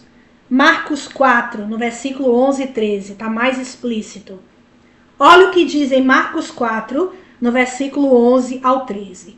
E ele lhes disse: a vós, que eram os discípulos que estavam perto dele, é dado saber os mistérios do reino de Deus, mas aos que estão de fora do reino, todas estas coisas eu digo por parábolas. Por quê?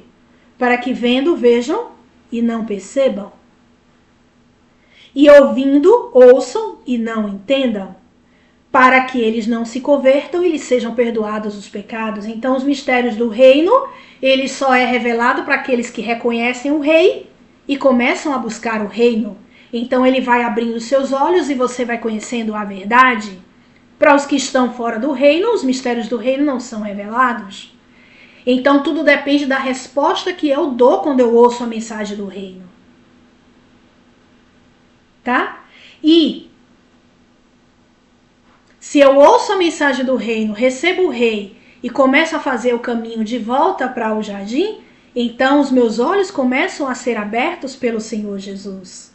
É Jesus quem abre os meus olhos, querido.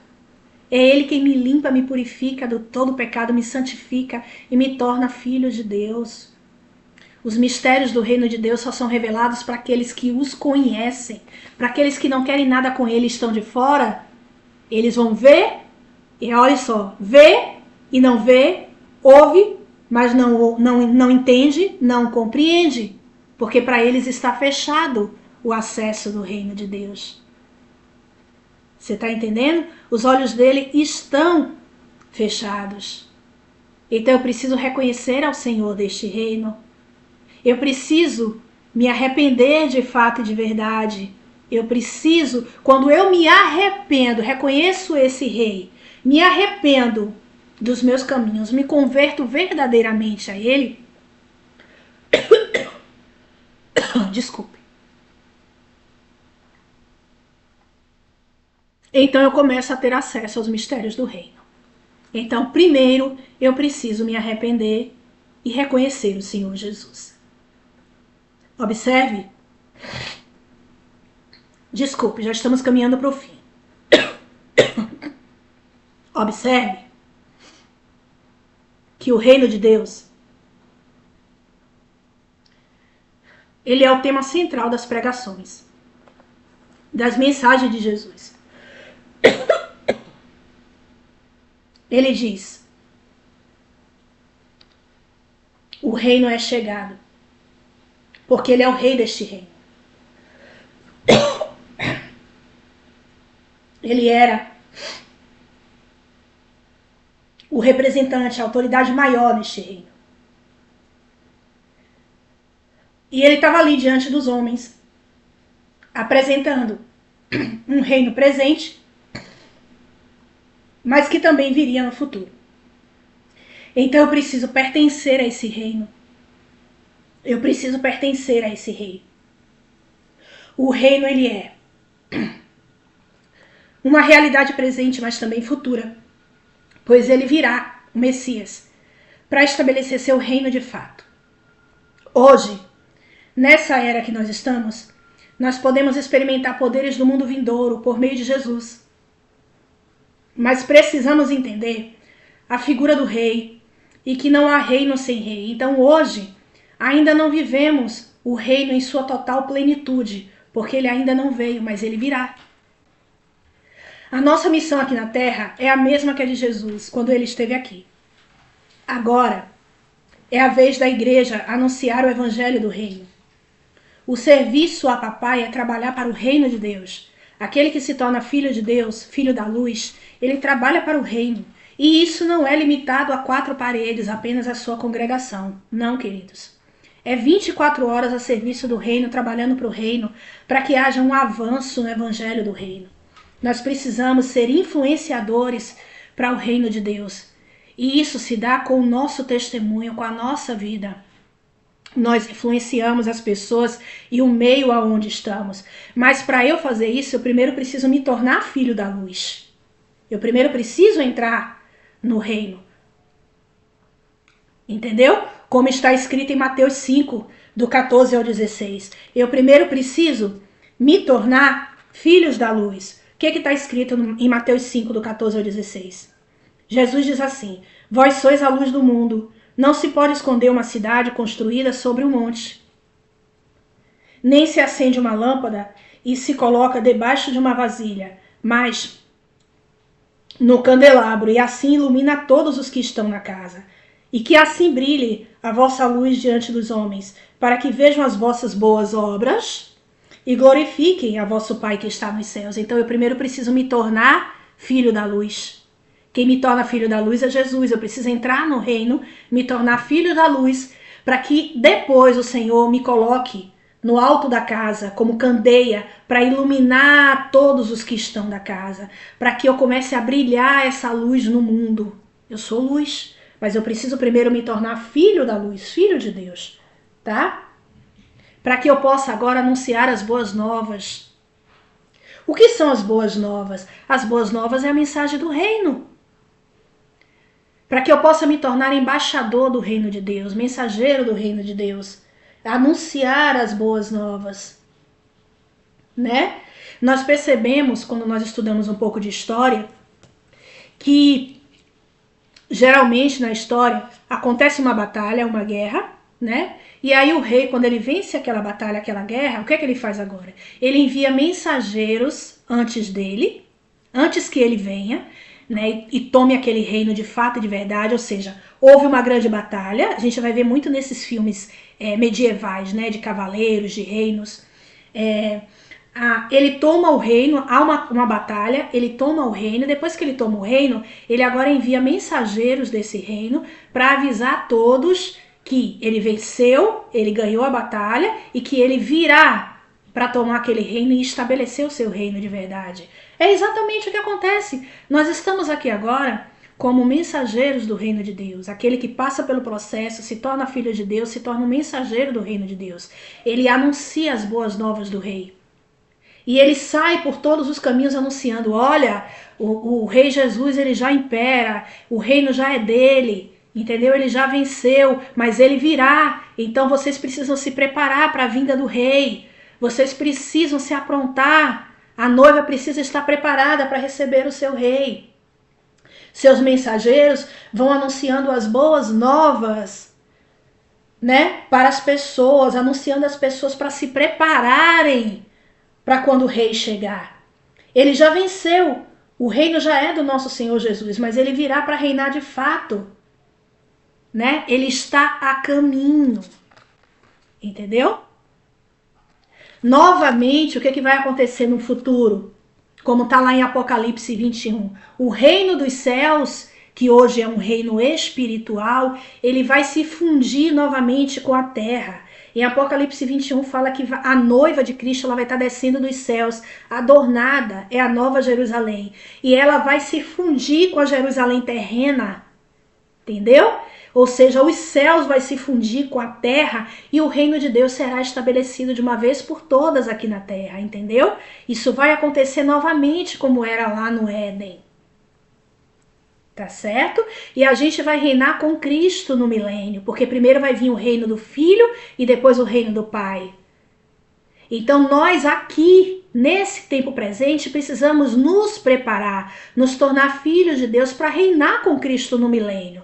Quando ele vier, ele já tem que encontrar sua noiva pronta e preparada. Compreendeu?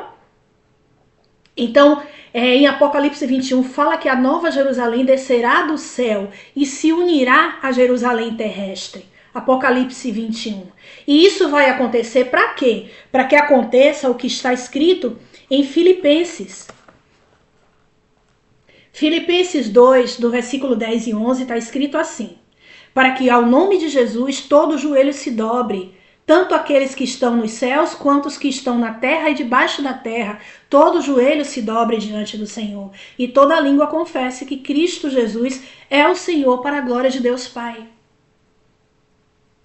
Entendeu? Então, se eu recebo a mensagem do reino, eu aceito essa mensagem do reino, eu reconheço o rei deste reino, nego a mim mesmo, tomo minha cruz, sigo Jesus, né? Vou até o fim, sou crucificado com ele. Eu morro e ele me ressuscita no como filho de Deus no seu reino, né? Ou seja, eu nasço de novo, me torno filho de Deus legítimo, eu agora me torno mensageiro do reino. Eu vou alcançar outras pessoas para o reino de Deus. E aguardo a vinda do reino de forma literal. Então esse reino dos céus, a partir do momento que eu entro no reino de Deus e faço o caminho de volta para o jardim, esse reino já se torna presente para mim. Eu já passo a me tornar um filho de Deus aqui na terra. Ainda nesta era, onde o reino está mergulhado no maligno, eu já me torno participante das promessas do Senhor. Eu já experimento de poderes do mundo vindouro. Eu já manifesto o reino de Deus aonde eu estou presente. Entendeu? E tenho a obrigação agora de anunciar as boas novas. Anunciar que esse rei está vindo, preparando um povo para receber esse rei. Entendeu?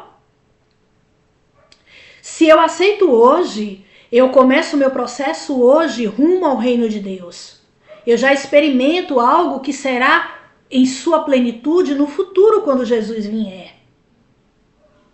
Entendeu, queridos? Então, hoje, o que o apóstolo Paulo vai dizer em 2 Coríntios 4:3? Que se hoje o evangelho do reino ele está escondido para aqueles que não creem. Porque o requisito essencial para você começar sua caminhada em busca do reino é você crer em Jesus. Você precisa crer, mas não crer como a maioria crê. Crer como está escrito nas escrituras a respeito dele. Como ele diz em João 7, quem crê em mim, como diz as escrituras, de dentro dele fluirão rios de água viva a jorrar para a vida eterna. Tem que crer como diz a escritura, tem que seguir como diz a escritura a respeito dele. Você entendeu, queridos? Não é como nos é ensinado. Hoje, infelizmente, o que tem é uma falsa techuvá é pregada, um falso arrependimento, tá? Uma falsa cruz, uma falsa libertação, uma falsa graça que não leva ninguém a nada, só leva à perdição. E quem faz isso é o maligno. É ele quem faz essas heresias, quem traz essas heresias para o meio da igreja. Hoje, o que é pregado nas congregações, na maioria, não é o evangelho verdadeiro de Cristo. Nós já sabemos disso, tá? Em 2 Coríntios 4, no versículo 3, diz bem assim: se porém, o apóstolo Paulo falando, se porém o nosso evangelho ainda está encoberto, é para os que se perdem que está encoberto. Por quê? Porque o Deus deste século cegou o entendimento dos incrédulos, para que não lhes resplandeça a luz do evangelho da glória de Cristo, que é a imagem de Deus. O Deus deste século, deste mundo, que é Satanás, trata de cegar o entendimento daqueles que não creem, para que eles não conheçam a verdade, para que eles não enxerguem o evangelho verdadeiro de Deus e possam ser curados, queridos. O Deus deste mundo, ele faz de tudo para nos distrair. Nós precisamos entender que ele é o sedutor deste mundo. Ele faz com que a gente vá buscar fora aquilo que é para buscar dentro, porque o reino de Deus não é com aparência visível, é interno. Ele seduz para que a gente fique preocupada com as coisas deste mundo, preocupada com bens materiais, comer, beber, vestir. Jesus disse em Mateus 6, não andeis preocupados com coisa alguma, não faça como os gentios, mas buscai o reino de Deus e a sua justiça, e todas as demais coisas lhe serão acrescentadas, porque o papai sabe que a gente precisa comer, beber, vestir neste mundo, nós precisamos morar. Mas a partir do momento que você foca em Jesus, todas as coisas lhe são supridas. Então o que é que o sedutor deste mundo, Satanás, faz? O príncipe deste mundo cega as pessoas, cega o entendimento das pessoas. Então as pessoas começam a procurar fora coisas para satisfazer ela. Ela acha que ela precisa trabalhar muito para conquistar bens materiais, né? Para ter casa própria, para ter carro, colocar os filhos numa boa faculdade, ter um bom emprego, ganhar bem, juntar dinheiro. E com isso, vai tirando o foco das pessoas daquilo que verdadeiramente importa, vai ganhando almas para ele e levando todo mundo para a perdição. Porque se você morrer, você não vai levar nada disso que você construiu. Olha o que aconteceu no Rio Grande do Sul recentemente. O juízo de Deus que veio sobre o Rio Grande do Sul. Nós vimos inúmeras reportagens, quando chegava para as pessoas chorando, perguntavam, eles diziam, tudo que nós construímos, o investimento de uma vida toda, casa, carro, foi tudo embora com as águas do julgamento. Você não vai levar nada. Sabe a parábola do rico insensato que Jesus veio nos mostrar? O que é que ele disse? Aquele rico insensato passou anos trabalhando, juntando tudo no celeiro. E aí um dia, quando ele estava com o celeiro bem abastecido, ele disse o quê? A alma dele disse, agora que você já juntou tudo, já juntou muito para muitos anos, então agora come, bebe e folga. O que que Jesus disse? Louco! Você é um louco insensato. Esta noite te pedirão tua alma e aquilo que você preparou para quem que é? Vai ser dado para quem? E Jesus termina dizendo, isso é aquilo que é feito com aqueles que tornam-se ricos para si mesmos, ajuntam tesouros aqui na terra e não é rico para com Deus. Olha o que aconteceu no Rio Grande do Sul, tudo veio por água abaixo. Queridos, papai nos deu uma moeda chamada tempo. O que é que você tem feito com o seu tempo? Aonde é que você tem investido o seu tempo?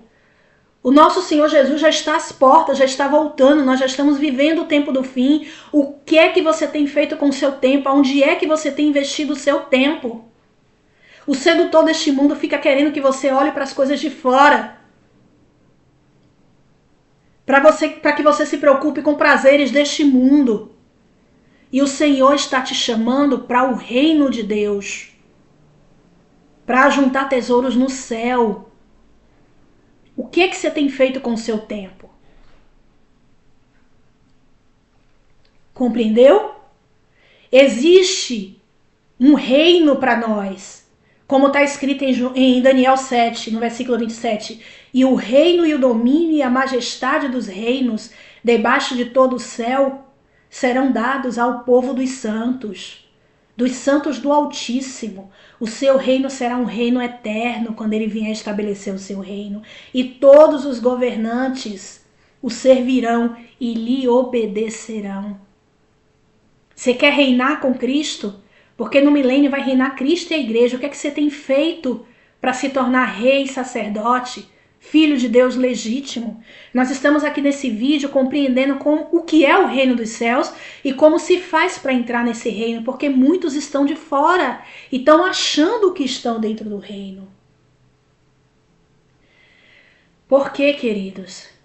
A semente da mulher precisa ser purificada. Aquela semente da mulher lá no início de todas as coisas no Éden, a semente da mulher foi contaminada. Aquela mulher lá representa a igreja. A mulher é a imagem da igreja para Deus. Eva pecou e por conta disso a semente da mulher se contaminou. A semente da mulher agora precisa ser purificada. E ela vai ser purificada quando eu voltar para Jesus. Eu preciso vir para dentro de Jesus. A primeira mulher pecou e por isso ela foi tirada de dentro do primeiro Adão.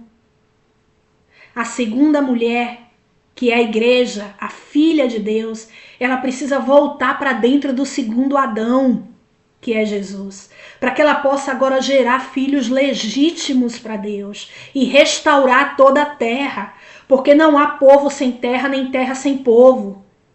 Vocês lembram do propósito que nós fizemos na festa de Pêssar? O Senhor disse que precisava passar o povo e a terra pelo portal para haver restauração. E o juízo de Deus continua, tá? Não terminou não, tá? Ainda não terminou. Ainda tem muita coisa que está por vir. Tá? A promessa de Deus continua de pé. Continue aguardando. A semente da mulher precisa ser regenerada, agora é com a igreja. Ela precisa fazer o caminho de volta para o jardim e voltar para dentro do segundo Adão, para que ela possa gerar filhos legítimos no Senhor.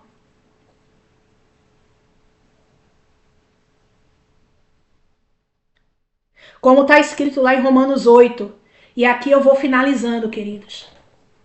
A ardente expectativa da criação aguarda a revelação dos filhos de Deus, pois a criação ela ficou sujeita à vaidade por causa do pecado. E não foi por sua vontade, mas por causa daquele que a sujeitou. Na esperança de que também a própria criação será liberta do seu cativeiro da corrupção, para a liberdade da glória dos filhos de Deus. Nós sabemos que toda a criação ainda hoje geme, como se estivesse com dores de parto até agora, para que a terra seja restaurada para Deus. Ela precisa que os filhos de Deus se manifestem.